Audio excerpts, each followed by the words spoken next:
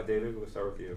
This can be for either one of y'all. Given what this program's been through with all the people that went to portal and everything, what does being bowl eligible mean for you guys? It definitely means a lot, you know. We went from having, before this game, 2 more guarantees, and now, including the game we just played, 3 more guarantees. So, you know, it means a lot that we'll be able to have, you know, that extra month and then extra game with, you know, our brothers. And then obviously we want to finish strong next week, and that will probably put us in a better bowl. So that was just gonna be great. Jimmy? Matthew, you have dominated the line of scrimmage. Just talk about the aggressive nature in which you played, and also the fact that you held them to 1 of 16 on 3rd down. Oh, well, that's good to know. That means we took a good step from last week. You know, obviously we want to fix some things. Just thinking back to the game, watching it and being in it, there's some things we want to fix, but we're happy to take steps in the right direction and make negative plays on their side of the line of scrimmage. Austin and then Wes. Roman, you were very active tonight. You look around your teammates, some of them, you know, didn't have a quick start to the career, but have really gotten really solid play as they've progressed and developed. Do you feel like this could kind of be that kind of fire starter for you, so to speak, where you see this every week out of you? Yes, you know, my goal every week is to play the best game that I can, and tonight just shows that I've been making improvement each game that, you know, we play, so that's pretty much it. Wes? Matthew, I know that, you know, the season's obviously not over yet, but to be one of the leaders on this team, to respond to the way last season went, and to have the, you know, it didn't look like it maybe would be this good at times this year, at least in the off season. How much pride do you take in that, or is that something you'll look at later in life? I mean, I don't really I take pride in being a leader on this team, but I don't think about it that way. I just try to impact people the way that I can. I know that maybe things didn't look so good from the outside, but like I said last week, like I said before, never really had any doubt with this team. There was no inkling in my heart that said anything otherwise than you know, winning every game and going to win the national championship. That's not how it went, but you know, I never had any doubt in this team. So, you know, that's kind of just always been my mindset on those 2 things. Adam and then back to Jimmy. For either of you guys, how do you guys now compare to a couple months ago, like around the Florida game?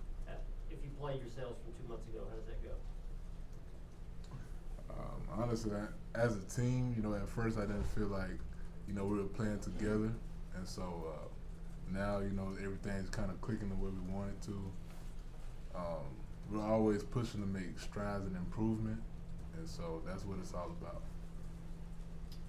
Matthew, Tennessee has outscored opponents by over 100 points in the 1st quarter. Why do you think you guys have been able to get off to such great starts? Well, I mean, just naturally, just the anatomy of the body. You're not tired at the beginning of the game, so you know we're going really fast, and we're used to going fast. And the other team, they're not used to speed on offense. And then you know, naturally, even if it's by a couple of seconds, we slow down later in the game. That's anybody. The fastest offenses in the world are going to do that, and then maybe they have a little bit more time to recover. But when it comes down to it, we just want to play a 4-quarter game and be the best all through 4 quarters, and you know, consistency. To follow up on that, Coach Heupel talked earlier about how he wasn't real pleased with the 48 hours before kickoff, but he's been a lot more pleased with that. Have you noticed an improvement with the team as far as preparation 48 hours before game? Yeah, maybe earlier in the year, maybe it's just all about small details. It's not like we're over here messing everything up, or you know, everybody's just, you know, all out of whack. It's just small details, but small details turn into big things in the game. Wes?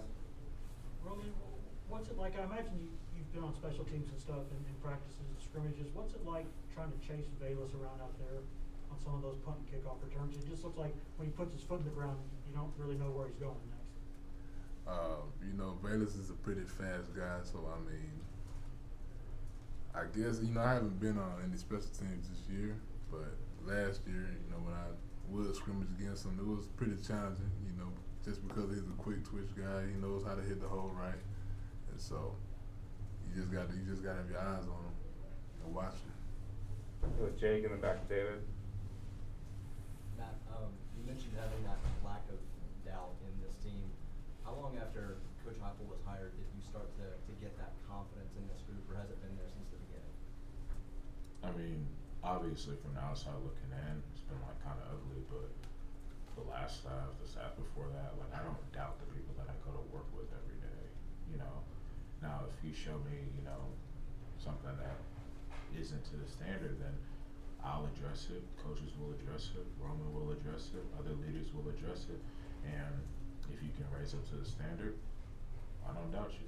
If you're down out the standard, you're probably not with us. It's people who have transferred, who aren't on this team anymore. So, you know, the people I go to work with, I have full confidence in because they show me day in and day out.